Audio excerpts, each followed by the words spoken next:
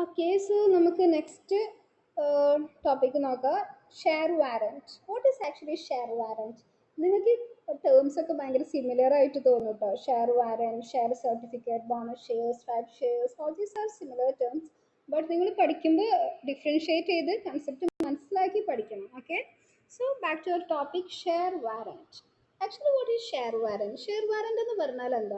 ഈ share warrant എന്ന് പറഞ്ഞാൽ actually it's a document issued by the company. Okay, company issue ചെയ്യുന്ന ഒരു ഡോക്യുമെന്റ് ആണ് ഷെയർ വാറന്റ് എന്ന് പറയുന്നത്. ഓക്കെ, ഈ ഷെയർ വാറന്റ് കയ്യിലുള്ള വ്യക്തിക്ക് ഈ ഷെയർ വാറന്റിൽ പറഞ്ഞിട്ടുള്ള ഒരു ടൈം പീരീഡിനുള്ളിൽ കമ്പനിയിലെ ഷെയർസ് മേടിക്കാനുള്ള ഒരു റൈറ്റ് ഉണ്ടായിരിക്കും. ഓക്കെ, ഇതാണ് ആക്ച്വലി ഷെയർ വാറന്റ് എന്ന് പറഞ്ഞാൽ. It's a right to buy the shares.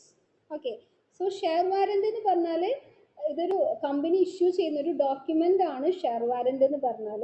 ഈ ഡോക്യുമെന്റ് കയ്യിലുള്ള ഒരു വ്യക്തിക്ക്, അതായത് ഷെയർ വാറന്റ് ഹോൾഡറിന് അതിൽ പറഞ്ഞിട്ടുള്ള ടൈം പീരീഡിനുള്ളിൽ according to the terms and conditions കമ്പനിയിലെ ഷെയർസ് മേടിക്കാനുള്ള ഒരു റൈറ്റ് സ്പെസിഫൈ ചെയ്തിട്ടുള്ള ഡോക്യുമെന്റ് ആണ് ഷെയർ വാറന്റ് എന്ന് പറയുന്നത്. ഓക്കെ, ഇനി നെക്സ്റ്റ് ടോപ്പിക് ആണ് transfer of shares. What is transfer of shares?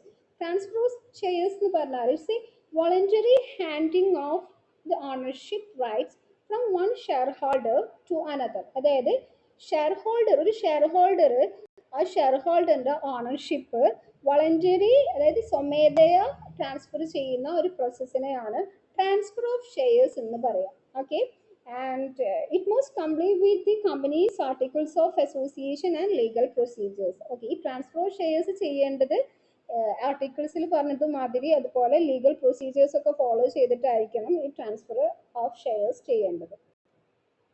Next topic ആണ് forced transfer. Okay, what is forced transfer? What is the meaning of forced? Forced എന്ന് പറഞ്ഞാൽ actually fake, fraudulent എന്നൊക്കെ ഉള്ള ഒരു മീനിങ് ആണ് forced എന്നുള്ളത്.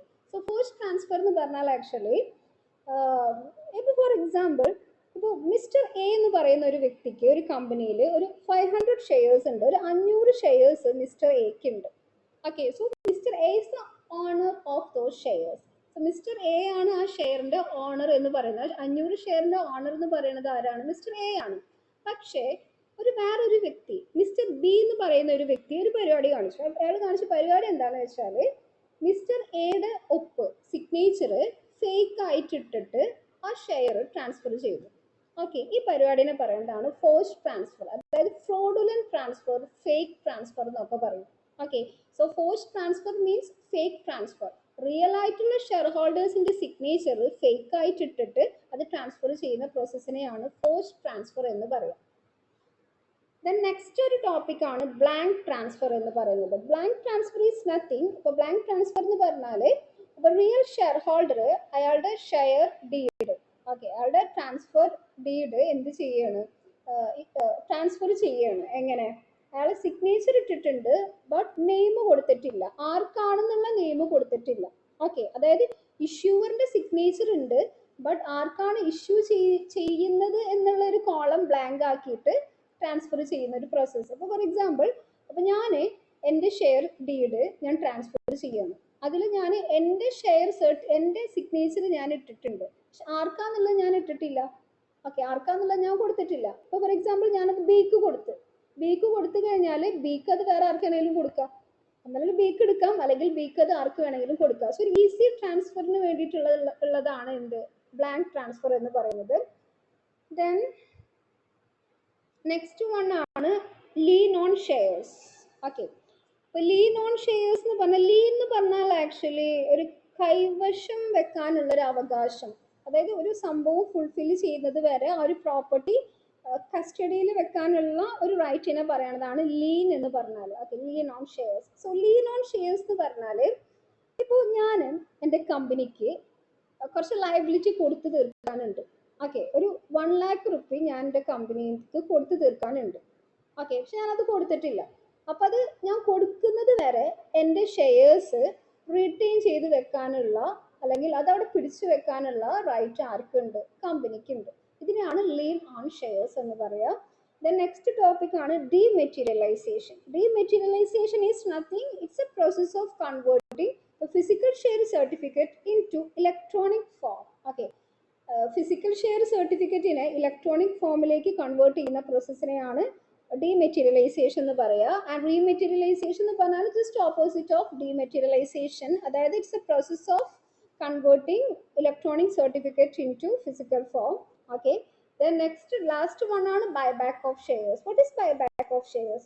Buyback of shares എന്ന് പറഞ്ഞാൽ ഇപ്പോൾ ഒരു കമ്പനി ആ കമ്പനീൻ്റെ ഓൺ ഷെയർസ് മാർക്കറ്റിൽ നിന്ന് പർച്ചേസ് ചെയ്യുന്നതിന് പറയുന്നതാണ് ബൈബാക്ക് ഓഫ് ഷെയർസ് എന്ന് പറയുന്നത്. ഓക്കെ, ഒരു കമ്പനീൻ്റെ ഓൺ ഷെയർസ് മാർക്കറ്റിൽ നിന്ന് പർച്ചേസ് ചെയ്യുന്ന പ്രോസസ്സിനെ പറയുന്നതാണ് ബൈ ബാക്ക് ഓഫ് ഷെയർസ്. ഇത് തിരിച്ചു മേടിക്കാം. ഓക്കെ, ഇതിൻ്റെ ഒരു പേർപ്പസ് എന്ന് പറഞ്ഞാൽ ഔട്ട്സ്റ്റാൻഡിങ് ഷെയർസിൻ്റെ നമ്പർ കുറക്കാൻ എന്നുള്ളതാണ് ഇതിൻ്റെ ഒരു പേർപ്പസ് എന്ന് പറയുന്നത്. So these are the important topics. നമ്മളിന്നൊരു എനിക്ക് തോന്നുന്നു 15 ടേംസ് നമ്മൾ ഡിസ്കസ് ചെയ്തിട്ടുണ്ടായിരുന്നു.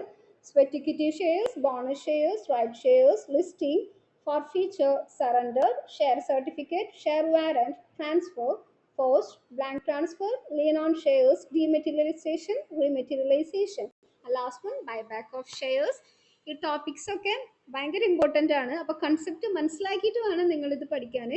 സിമിലർ ആണ്, കേൾക്കുമ്പോൾ ഇത് ഭയങ്കര സിമിലർ ആയിട്ടുള്ള ടേംസ് ആണ്, ബട്ട് കൺസെപ്ച്വൽ നോളേജ് ആണ് വേണ്ടത്. ഓക്കെ, കൺസെപ്റ്റ് മനസ്സിലാക്കിയിട്ട് ആ ഒരു നോളേജോട് കൂടിയിട്ട് വേണം പഠിക്കാൻ. So that's all. Thank you.